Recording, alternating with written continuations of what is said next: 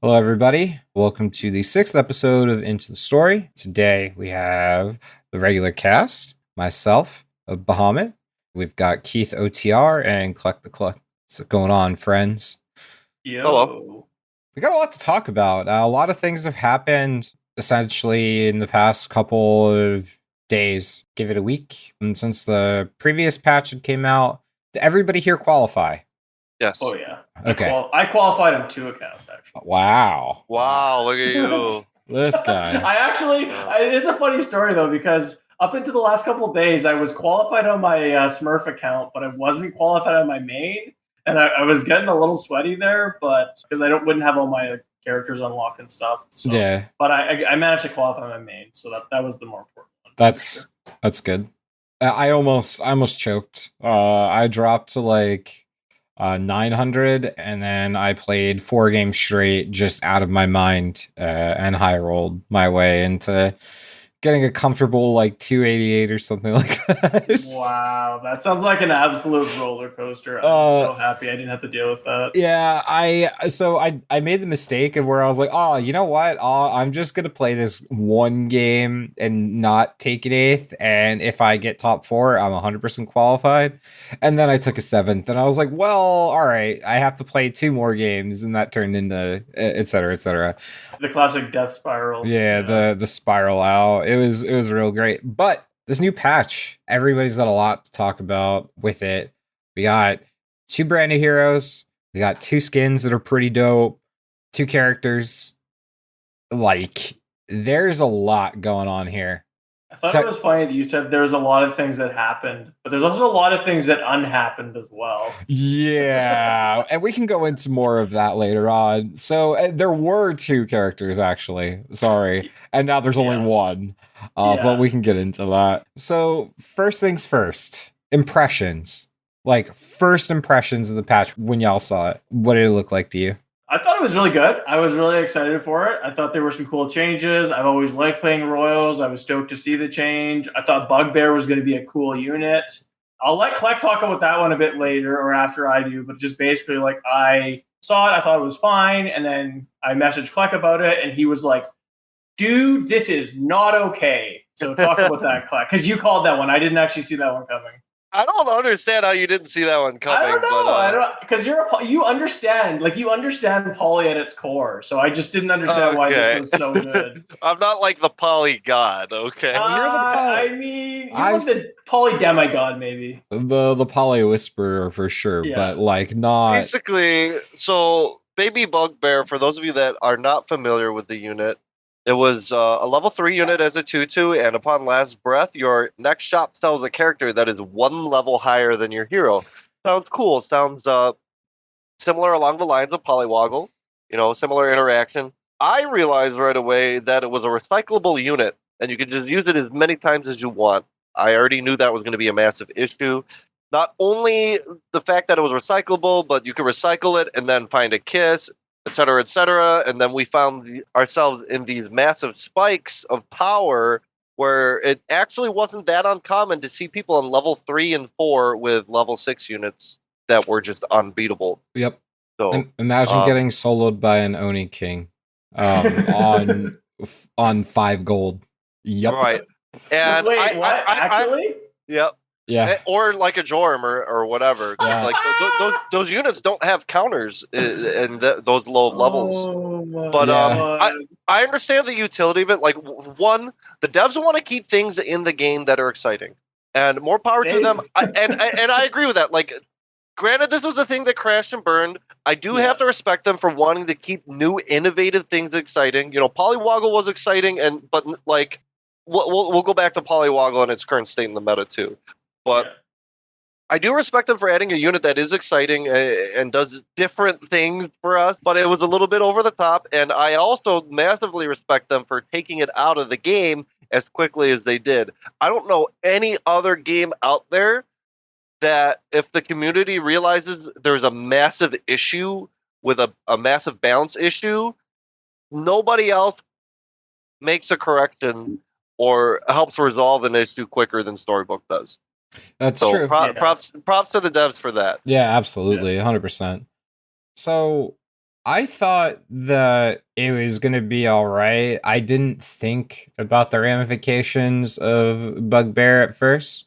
And then I realized what it did when it got gold. And then I realized that Wonder Waddle is a hero. And then I was like, I can trigger this. What? I could trigger this twice technically with Trophy Hunter. I was like, oh, well, this got real interesting real fast because I got soloed like my first game in, I got soloed by like I said, an Oni King on like 5 gold. They kissed into they kissed essentially into the Oni, and I nearly lost it because I was like, I really hope I don't have to play this person again, and I didn't until the very end. So that was very nice of matchmaking RNG. The one thing that I will say, like, I agree with the whole thing about the devs, and like I appreciate how quickly they patched it out, and I do respect and appreciate that they want to try different things, but they'd been trying for weeks to figure out how to get this card into the game. Like I remember weeks before the patch, one of the devs was in a Twitch chat and was talking about that. They're like, "Oh, like we really want to get this Bugbear unit." And so, like, not only have they been talking about it for weeks, but also how much longer before then. So I don't really understand how they could have spent that long playing and testing this card and determined that it was worth even trying. But maybe I don't know. Maybe they thought it was better than the race to XP. But right. Here's my thoughts on that. I'm sorry to interrupt. Yeah, but it's good. Not the fact that it was better than the race to XP. It was a component to fight the race to XP. Yeah, that's what I was primarily trying to say, is that this was a combatant against the race to XP. However, if you hit an adventurer proc twice, right, you get 2 XP, and then you go from 3 to 4, and you hit a mummy off of Bugbear while you're on, like, I don't know, 5 gold. You're invincible. You're literally going to win, or at least not win, but you're going to top 4 at least at best, right? Because you're so healthy. Because you've just hit the highest econ unit that you possibly could. That's going to net you the most value over turns until everybody else starts to hit 6. And even in the early stages of 5 to 6, Mummy becomes less effective. But like if you hit that unit, for example, you know, opponents are going to have a hard time. I want to briefly touch the topic of what is known as power creep. So this is something that happens in games that, good example is Overwatch, and there's many other examples of the game where you have something that is just overpowered, right? Something that's just clearly stronger than other things, whether it be, ramping or, golden polywoggle or whatever, back to the comparison in Overwatch, Brigitte, when she first came out, how she was just like invincible. You can't match things that are super powerful and overtuned in a game with something else that's overtuned. That's what you call power creep. Now you got all things that are just massive amounts of power just clashing into each other. It puts the game in a horrible state, and that's where goats came from in Overwatch. For those of you that are not familiar with that, it's a 3 support, 3 tank lineup that basically creates this like death ball of invincibility. And the reason I bring that up is Bugbear did that for Storybook Brawl to try to compete against, golden polywoggles, ramping, etc. And it was just a massive issue. If you didn't hit the Bugbear, you were ramping, etc. Like there was no playability in the mid game because you have all these massive power spikes, and that's not healthy for a game that's supposed to be playable throughout your entire playtime of one game session, rather than just going for this massive power spike every single time. Yep. And it leads to less consistent results, or more consistent results, I guess, if you're high rolling each time. Right. But the best way I can put it, especially, is kind of like Magic, I guess. Like there are fair decks and there are unfair decks. It feels like everybody else, like if you're high rolling, everybody else is playing the fair deck, and you hit the absolute nuts with the unfair deck. And you were able to do that every time consistently. that just feels really bad in general. Bugbear is out of the game now, and I think it's good to talk about. But the other side of it, right? The other thing that they did to try to combat this like ramping style stuff was give players other options on 3, such as moving Arthur there. And we've all kind of seen what that change has done to the game, right? It's given, I mean, I'll let you guys give your thoughts on it, but it's just like Cole's notes. Arthur's been put to 3. I think it's a similar unit. It got a slight nerf. I can't remember stats wise what it used to be. It still gives the same buffs to other upgraded princes and princesses, but they tried to give princes and princesses a consistent scaling option that would allow them to compete in the end game against Good Boy. But they've just created this unstoppable monster now. So I don't know. I'm not sure what to think about all that. I have a hard time.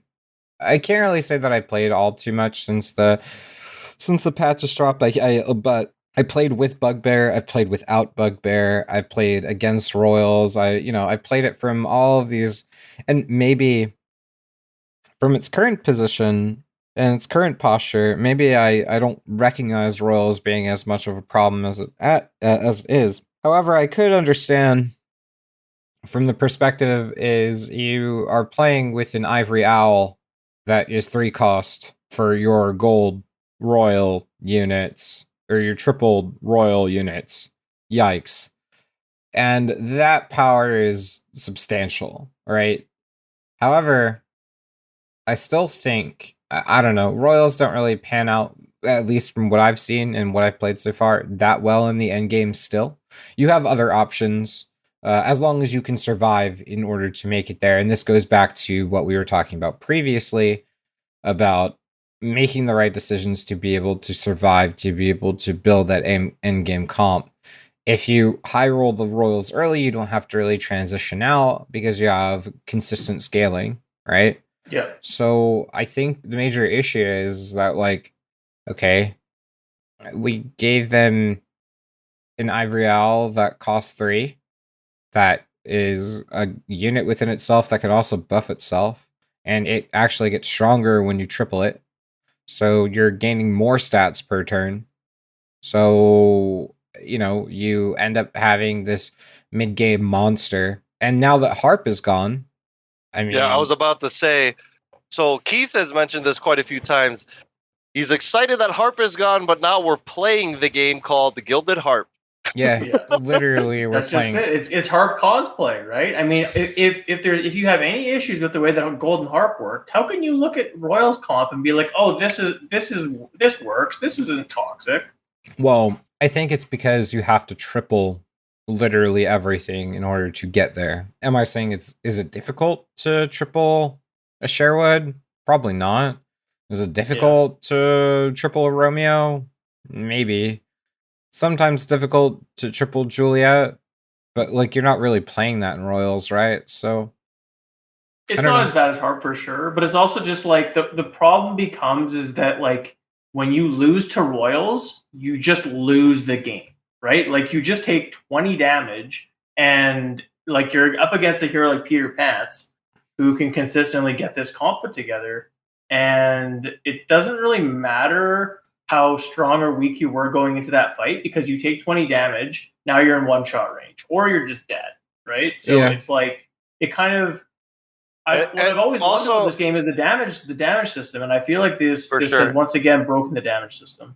Another thing about fighting Royals, like in the early, late game-ish, give or take, is the fact that if you don't have like a super established endgame comp, they basically have a good boy comp without having to proc a good boy and adding +4/+4 to that good boy every turn without actually having to expend any more resources into it, which is it doesn't really feel good. Like it's hard to compete with that. It's too hard to compete with that. Well, God forbid they have more than one Arthur tripled. Right. Which I've seen. I've seen 3 golden Arthurs on people's boards before. Yeah. Oh yeah, 100%. Sure. So and I think I've said my piece in terms of like my problems with it. I don't know if Kleck's gotten to say his. I think we should all get that off our chest.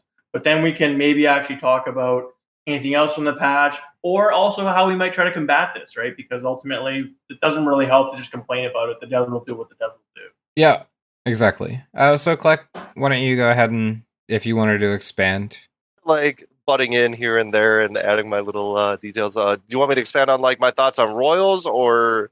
I think it was just like, let's get. I was just saying, like, we can talk about this, and it's good. It's good to talk about what's wrong with it. I feel like I have said what I needed to. But if there's anything else, and truly, like, if there is, go ahead. But once we've done that, then we can try to be a bit more all negativity aside about it, because like anytime you make a massive change to a game, a massive patch to a game, it's never going to be perfect. So you do have to accept that. You can't really be too annoyed at the devs. Oh, they broke the game, they ruined the game, blah blah blah. Like, they're trying.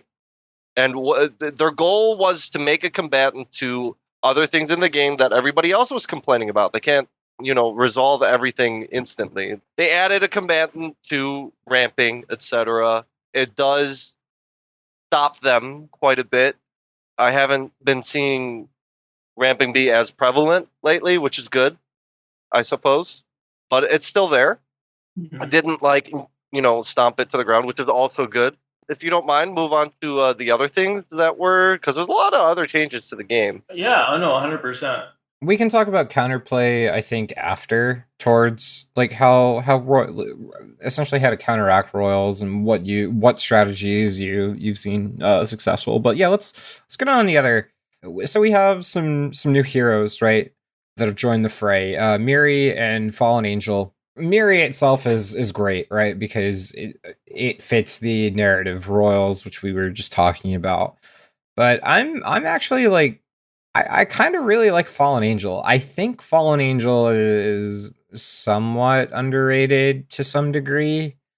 I think it's like one of those tempo heroes early that you can get a lot out of. If you don't have to stick to a specific comp, you can just play whatever your strongest board is, and with evil or good units, and be able to get the bonuses and benefits of playing both. And I appreciate the flexibility that provides and the power that it provides from the early into mid game.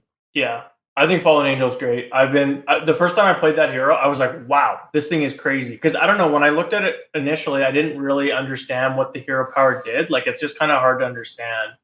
But it's essentially that, like, once you have 3 evil units, you just have needle nose daggers. Like, you just get a free needle nose daggers, right? So that's pretty strong. Mm-hmm. And then if you manage to get like 3 good characters, then you almost have Grandma's hero power, but you're on tier 3. Yep. Which, like, it might be the best character in the game. It's very good. Yeah, I was going to say too. I was going to let you guys finish. I think she's a bit overtuned. Not for the meta. I think her power is fitting for the meta, since like the power of most other things have spiked pretty much exponentially. But she is not on par with like other heroes like Krampus and Mrs. Claus. Like, she's overtuned in that sense. Oh, so, sure. Agree. Yeah, I mean, those are pretty anemic comparatively, but that just means that they need a buff, right? Before you say that, we just talked about power creep. Yeah, this is. I was smirking. I was like, there was a sense of sarcasm behind all of that. But yeah, no, we were definitely talking about power creep. We can't fight fire with fire that way, or else then we're all playing Dota. Because I'm not sure if y'all have played Dota before, but Dota has some of the most ridiculous hero abilities in the game, and like in like any MOBA game that I've ever played my entire life, each hero has like these gigantic stuns and their abilities that allow you to play around that. And it's like, you just think of the most ridiculous thing, and then you have another ridiculous thing that counters that most ridiculous thing. And that's essentially my Dota experience in a nutshell. I've played that game, by the way. I've played that auto battler. It's called Hearthstone Battlegrounds, and I want no part of it. Thank you. Oh, okay. I was talking about the actual MOBA, but that works. No, I know, but I'm saying like that is the design philosophy more so of Hearthstone Battlegrounds. It's not one that I particularly appreciate, and so far I've liked the way this game is designed. So I hope that we don't continue to creep things. Like I agree. So I mean, on top of the new hero, Fallen Angel, we have Shoulder Fairies, which was one of the things I think we kind of neglected to talk about, at least for the new character. We talked about Bugbear a little bit, but we didn't talk about Shoulder Fairies. My opinion about Shoulder Fairies is like this. You ever miss getting an Echo Wood while playing trees? Yeah. Okay, well, now you have the in-between unit of playing Echo Wood with both sides of the coin. That's really strong. Probably. I guess when you put it that way, like trees are pretty weak, right? They definitely need a buff. So. Oh yeah, they're totally not the best comp in the game or anything. Yeah. But I really do feel like shoulder fairies are like pretty much just good in tree comp, and like I've talked to a few people, and they're like, "Oh, shoulder fairies is insane," and I'm just like, "What did you play it with?" Like, "Oh yeah, it's so good with Echo Wood, and it's so good with Ashwood," and I'm like, "Great, just play a happy little tree. Like, who cares?" I mean, it's literally just a bigger tree that isn't a tree. Yeah. You're literally taking away more stats from the rest of your units by playing it, right? Yeah. So I mean, I look every time literally every time I see that card in the shop, I look at my board and evaluate it. And I think I've played it once. So I would love to see it be put to 5 personally. I think it's not going to be overpowered because it does scale with the rest of your team. And I think it would put it in a more interesting spot to have it on 5. What about 4?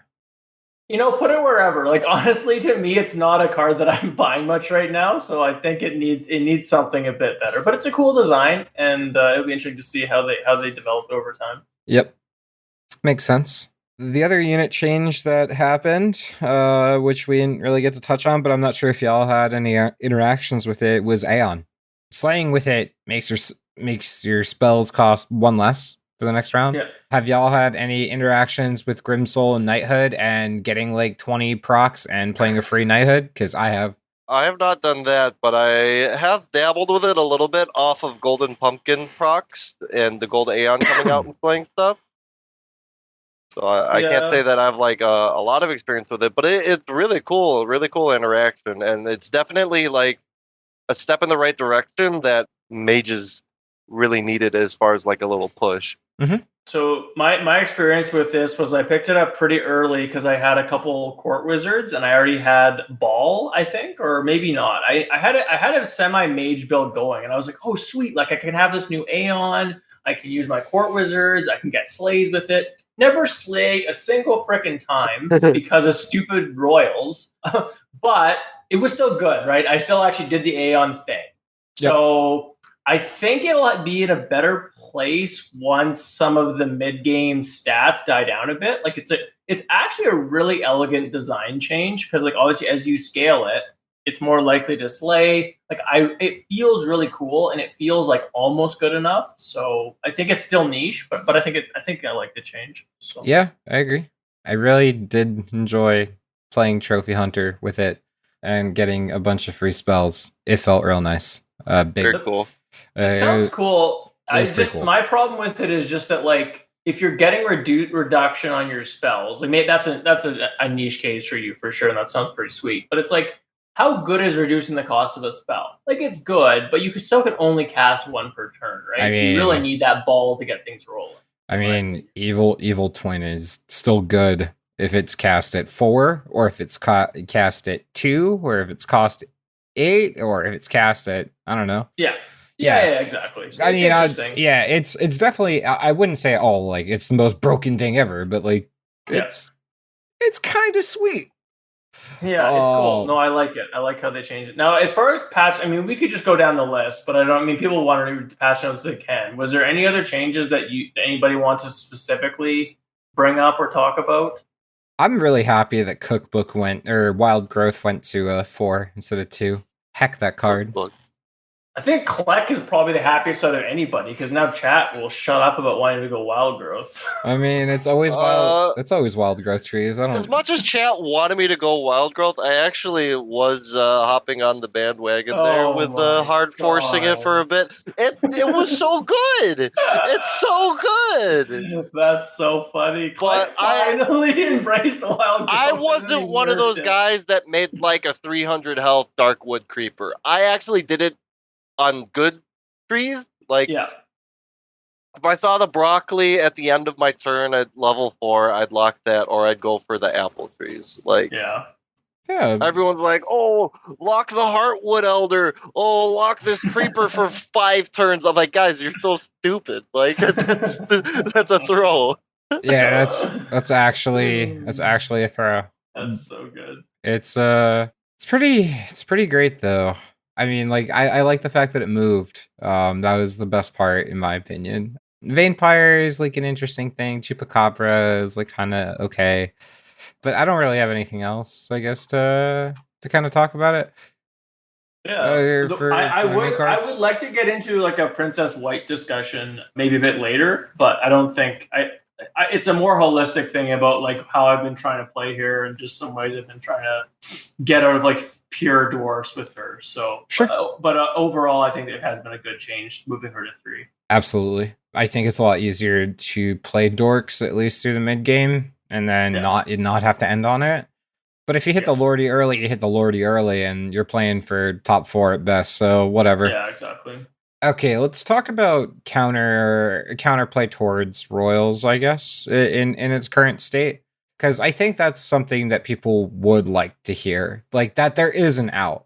Like it's not just over. There isn't just Royals on the board and everybody's forcing it, and you know. So one of the main things I noticed, and I know Keith has noticed as well, is strong animal token comps actually do quite well against Royals most of the time. Yeah. Yep. Yeah, because they don't have enough bodies to be able to, or stats to be able to withstand multiple bodies, right? Like a baby bear with behind like a major attack support or something like that can crash in with like 3 to 4 Royals, and you just 4 for 1.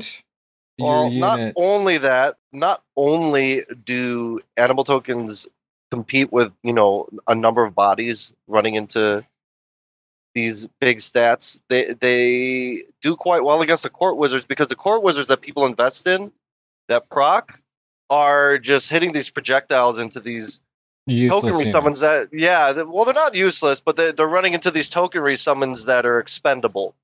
Yeah. And then you just summon more, and then you still have more stats on board to trade out with the Royals on board. Yeah, it's like the benefit to court wizards is that they have greater attack frequency, right? But if you have more volume of minions, that cancels out that increased attack frequency. All right, that's the smarty pants way of wording it. Yes. I got to listen to your statement and I got to summarize it and sound smart. It's actually perfect. But the other thing that I want to point out, and I've noticed, is these token summon comps, they transition really well into an apple tree on tier 5. An apple tree is also an insane counter to these big stat comps, right? Because what the tokens do, the summon minions, is they stop your apple tree from attacking.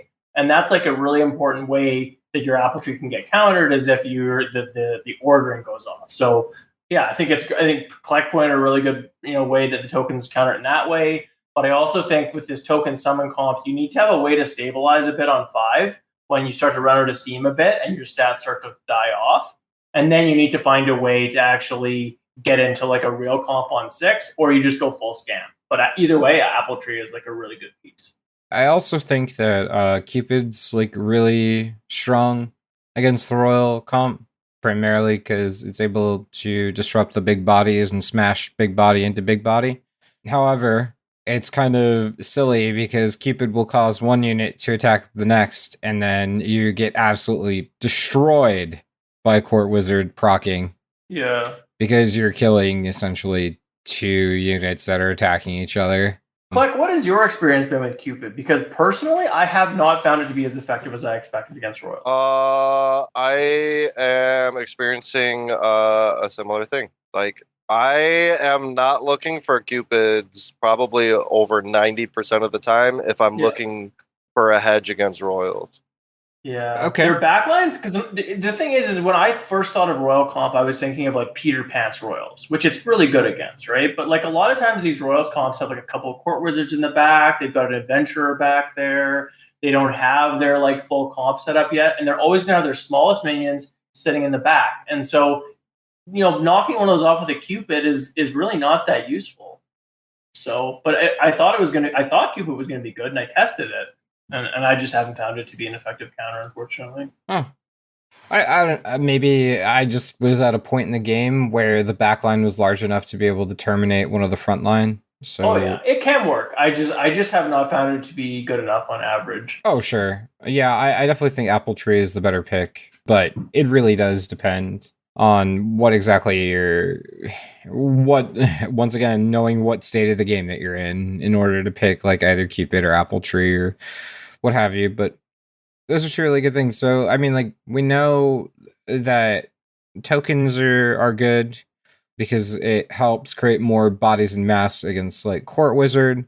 Having more bodies against Royals is pretty good. Apple Tree is good for the scam on HP. Getting rid of those high HP value units. Anything else that y'all can think of? Yeah, I think we covered most of the bases as far as Royals. If we could talk about the other stuff, we already talked about Shoulder Fairies and Bugbear and Aeon. Wild Growth. The end on level 4, there's not much to discuss there. I think it's really healthy for the game that it was on level 4. Fights the ramping. Can we talk about Vampire, Chupacabra, Princess White? I glossed over Chup. I think we were kind of just saying, Clark, we don't have to go through every patch. Like if there was something in there that you want. But those are relevant. Those are relevant. Sure. Yeah, no, that's completely fine. Let's get your thoughts then, Click. Yeah, how do you feel about the Vampire change? Do you think the permanence is going to make it see more play now? Yeah, and actually it has seen more play. I think the unit is quite more relevant now. I don't know about the Chupacabra change. A lot of people love it. I don't. Who loves it? I hate it. I don't know. It's so bad. You need Bad Moon to actually have that be a unit that stays with you, and you need it like before you pick up the unit. Yeah, I don't know. Picking a Chupacabra up on 4-0, okay. Getting it on 3, also acceptable. But like, I mean, with like a poly or something. But anything past 4-0 with Chupacabra just feels immensely bad. Why pick up a Chupacabra when you can just roll for an Arthur on 4? True. Well, and like Slay in general is just bad, right? Because like there's all these like big things that you can't get through. Yeah, I mean, that's the other thing is that like Royals being so good, it kills a lot of the mid game like Slay comp. It kills. I mean, but then again, if you're able to dodge it hard enough, right? Like, and you don't take 20 from a Royals comp, which you're able to pretty much survive for the rest of the game, and you can outscale it later. But as we have said, it becomes even harder when you're in the middle of transitioning, and then you just end up dying to something random like that. But yeah, it's just like the reverse of the whole issue with Bugbear. So Bugbear was like a problem because it was like no risk, high reward, and like these Slay things are like high risk, like small reward. Like smallest. I don't know how to balance it, but so far I really don't think that Slay as a comp is useful or has a place in the game, especially in the current meta. So I think like Quee's Slay comp that he was talking about having a 1 unit Andy with Jerry, and that's not Slay comp though. I don't know what that is, but it's good. That thing's it's good. Jerry comp. It's Jerry comp, yeah. Jerry and friends. Call it Scary Jerry. Scary Jerry. But yeah, I mean, Scary Jerry and friends. So like, I mean, that comp I think is actually pretty okay against Royals, especially if you're able to backline the Jerry somehow, but not necessarily doable. Wait, does Horn of Olympus hit front and backline, or is it just front line? Oh, it's just front line, right? So if we had some way where we could protect Jerry and have Baba Yaga pass the stats to him, that would be sick. But we're not currently there yet. Eventually, but not right now. But I think that there are a bunch of options that you can still take into the mid game, right? And into the late game. And I don't think that everybody should just be trying to force Royals is like the overarching theme. If the game gives you them, if you find like 3 Arthurs, 3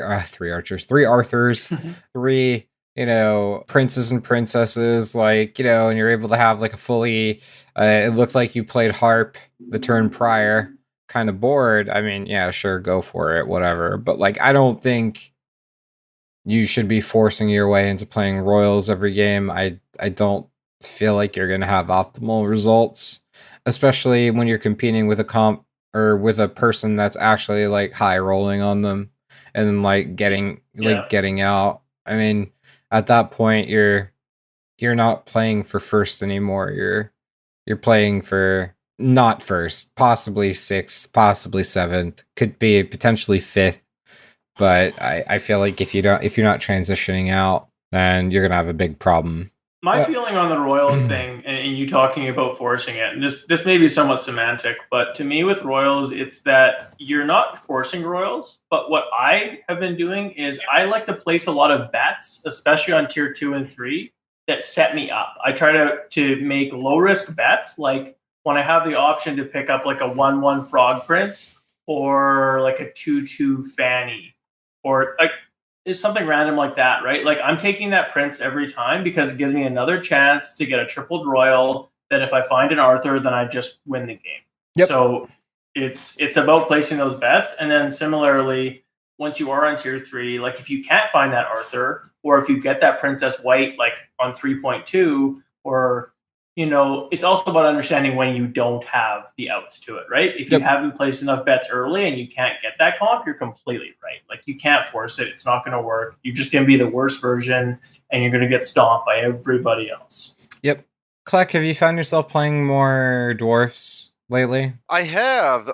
Princess White's really good, I think, if you find her on 3.0. I've also found myself in niche situations with Gwen, where now the probability of finding an Arthur is actually pretty high, but if I am in that situation of not finding an Arthur and I have the option of spiking a white, I actually did this the other day. I spiked the white right away, picked up a few dwarves. People were like question marking me in chat. I'm like, guys, it scales +2/+2 for every dwarf that dies. All I need is a couple dwarves to get this going, and it's actually a very strong competitor throughout the mid game compared to Arthur. And I ended up getting, I think, second place that game when it was really looking like an 8th place from after the first like 4 turns. And that's great because you were able to essentially take that, transition it into a point where it's viable for you in your situation, and you're able to squeak out a second with it. I mean, it's good. I haven't had the opportunity to play dwarves, and probably not going to take it as long as if I see it, unless they're like I don't know, there are 3 doublies in my shop at like 3/1. Like that's probably the only way, and even so I would play it only as a transitional unit. But like I don't know, I don't see myself playing it. I think I have more success not playing that comp than I would trying to actually play that comp, if that makes sense. Yeah. A few days, like it was on Friday maybe, I was talking to Cluck on Discord, and he was just saying that like, dude, white is busted, like you need to force it, or I don't know what he was saying. He was saying white was great. I was like, all right, sounds good. So then I spent most of the weekend just like experimenting with white when I was playing. Mm-hmm. And I really wanted to try to play comps that were like not dwarf comps, but that could still take advantage of white, could still scale her like reasonably effectively, and gave me the ability to maybe splash Arthur or do that kind of stuff with her. So, and what I basically found out is that like you can make it work, but you really do need to get her on at least 3.1 and hopefully 3.0. And then the lower your health gets, the more you want to force dwarfs, and the higher your health is, the more you can afford to stay open.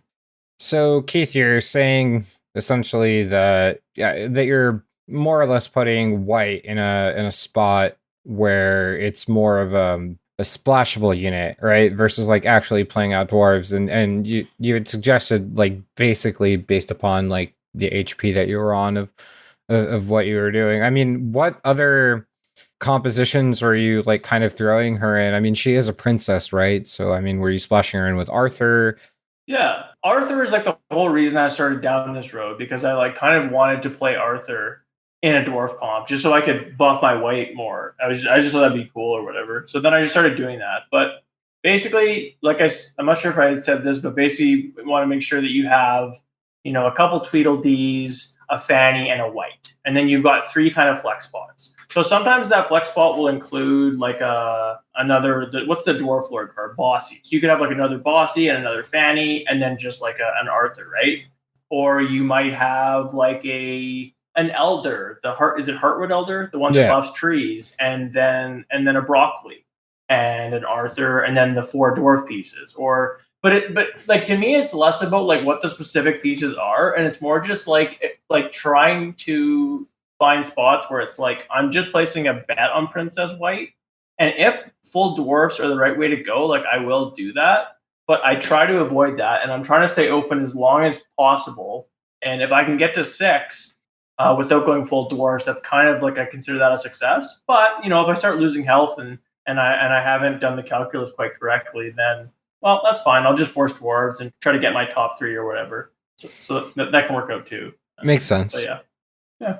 So, Kleck, have you been taking the same approach? No, I actually took that approach more so with Old White. Oh, okay. When she was on level 4. I find myself more like if I'm getting White, I'm more just focusing on dwarves and scaling her to compete with royals now. Gotcha. Okay. It makes sense. Yeah. I'll be perfectly honest, like what I'm doing could be just like completely 5-head and it's like not actually worth the effort. But what I've found is that when you go full dwarfs, like you're typically with White, like you're typically just getting like 3rd. If you get Lordy, like maybe you're getting 2nd, which like that's okay, that's fine. But like I wanted to try to find places where I could juice out like a bit more equity. But I don't know, it may not be worth it. It's hard to know for sure. Yeah, I mean, it's really a tough spot to kind of evaluate, and it really, I think White is one of those cards that are not always guaranteed in the direction that you're being taken in, especially in Storybook. Like, it's not always guaranteed. If it was, then we wouldn't be playing this game. Probably we'd be playing another game. Yeah, so it is very like it's very tempting to talk in absolutes, but as we've said a lot of times in this podcast, we're just trying to point out situations where you can try stuff or where you can notice opportunities to do things, and then it's really up to the listener to take those things and then figure out what they want to do with it. So yeah, listener participation is pretty big. If y'all have any comments or like situations of what you've been doing with when you've been getting White, or how do you feel about Royals in its current position, or strategies that you've essentially employed to counteract this current meta, or if you're in love with it, if you hate it, feel free to go ahead and comment.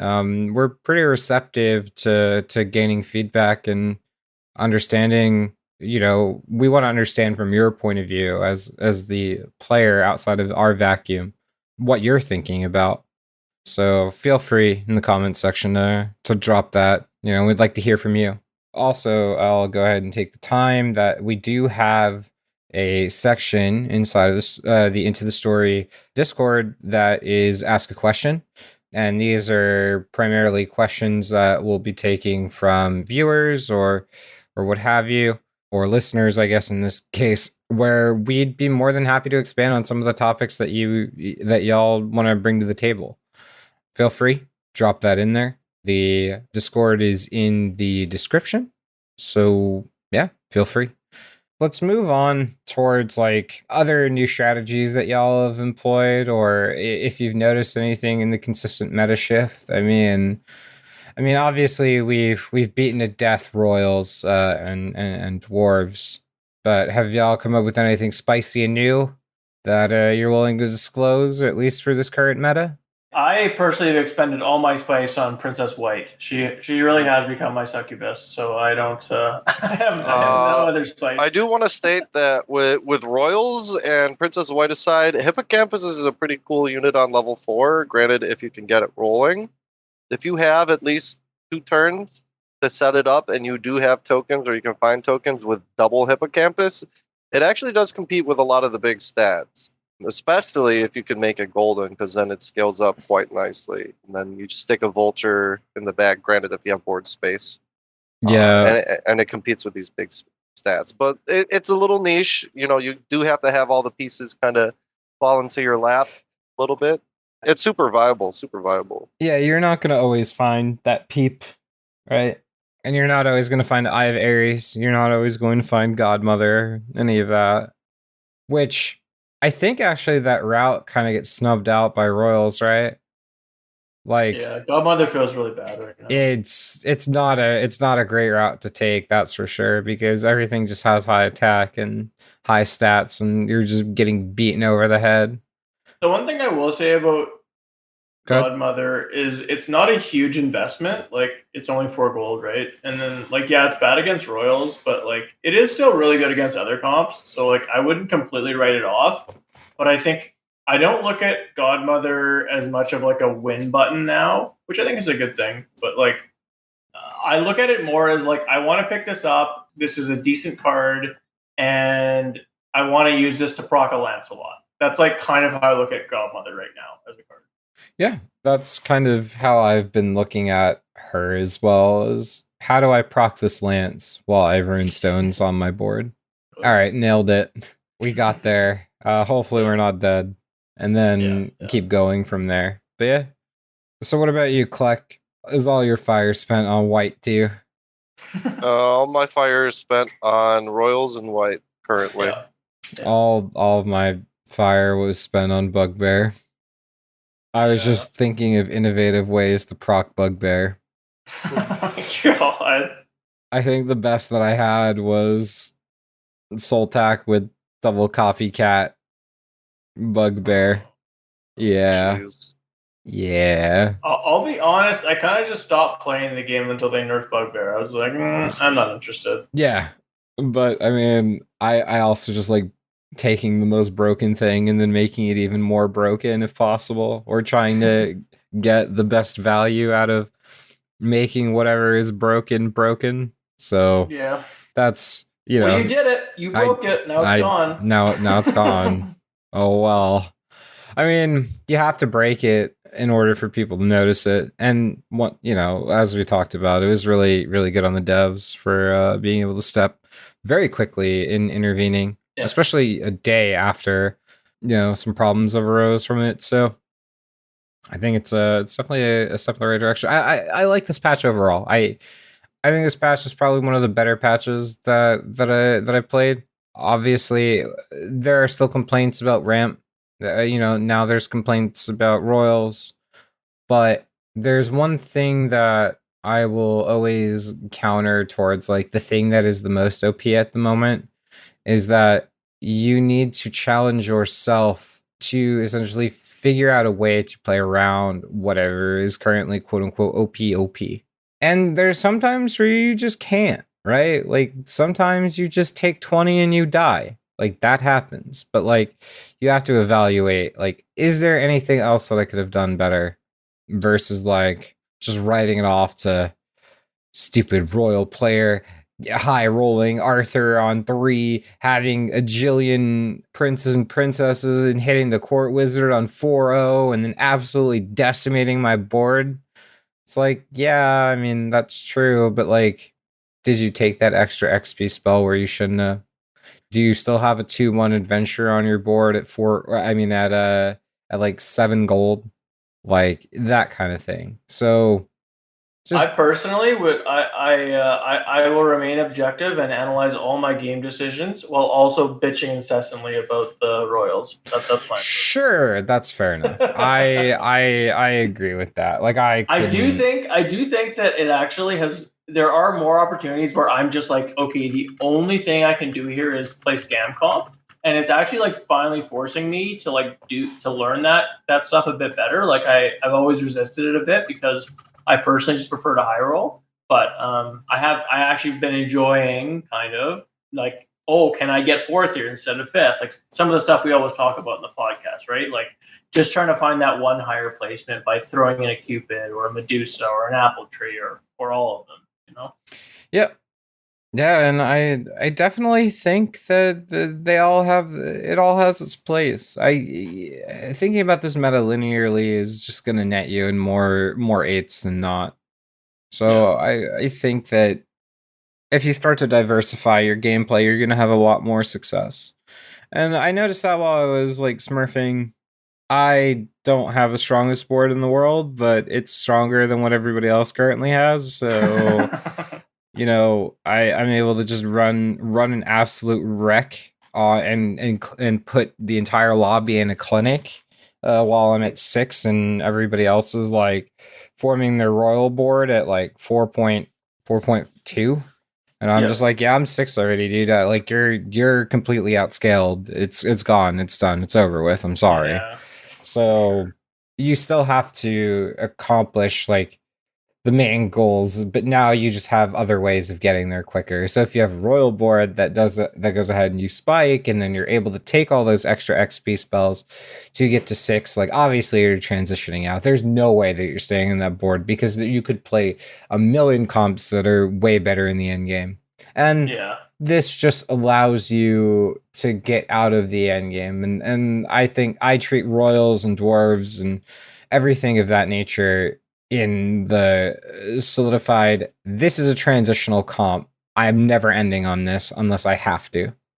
So that's really the only way to approach that comp. But I don't know, my not to like continue down the same road, but it's like, to me, there's just more Avellas. Like there's just more fights where you're just like, oh, I just can't win this fight. Like there's nothing I can do to win this fight.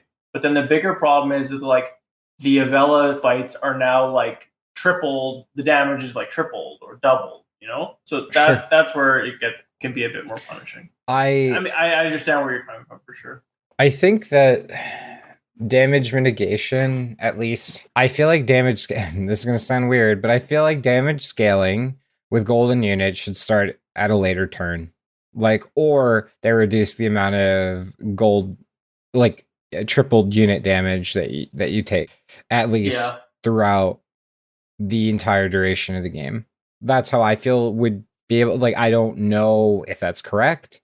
It probably isn't. I'm not a designer. Like I'm not going to even pretend to say that I know what I'm talking about, but I don't know, reducing that damage that you would take from earlier on from tripled units is probably gonna save more mid games and late games and not. And I feel like if they don't want somebody to get knocked out on 4-2 flat, maybe they do that instead. Yeah, because the consistent problem that I've seen in other games as well as this one is that when you try to do things that punish like power leveling and that type of thing, you also end up punishing the people that are low rolling, right? Because it's like, oh, we want there to be extra damage, so then that way like it punishes the high roller. And it's like, yeah, that's great. But the high roller is at the same health as the person who didn't find anything on 3 and is now just scrambling on 4. And they're both in the same spot, but the payoff for the situations they're in is vastly different. It's a difference between 10 and 12 health, essentially, which could knock you out into a lower pace, or I'm sorry, a lower place, rather. 100%. So, yeah, it really just depends. Okay, I think we've got a couple more minutes here. I wanted to go ahead and open the floor to y'all and see if you had anything else that you would like to discuss. I think we did a really good job of covering it. I think there's a lot of interesting changes. There's a lot of stuff that we're expecting to be down the future. And I think I did a good job at the start. And I think Bahamut did a good job at the end of trying to remain a bit level-headed about this stuff, right? Try to think about it constructively. And I would encourage the listener to remain in a constructive mindset, even if it can't be a positive mindset. Exactly. What about you, Kleck? Any closing thoughts? Nah. Oh, all right, fair enough. One thing I did want to just, I don't know how much the listeners out there kind of know about the behind the scenes stuff, but me and Kleck are mostly here to be a pretty face and provide a couple opinions. But Bahamut is the one that is primarily producing and putting in the bulk of the effort into getting these episodes out. So I just wanted to take a second to thank him for the time that he does spend. Aww. And I think that's an important thing to recognize because not everybody would know that. So. Yeah. I appreciate that. I try to do the best for the community. I love this game. I love all the people that interact in the community. Kleck and Keith are good people and great friends to have, especially if you're trying to learn how to get better at something. And a lot of the playstyle that I've developed and a lot of the opinions that I've formed have essentially been off of them. So. It's really great to be able to do this, and for the viewers and listeners out there, I appreciate y'all for consistently watching, commenting, contributing, and just being a part of this wonderful community. The other thing that I wanted to bring out to the viewers, since we're wrapping this up, or the listener at this point, I guess. I'm gonna just call them listeners because there's not really a video at the moment. That's in the future.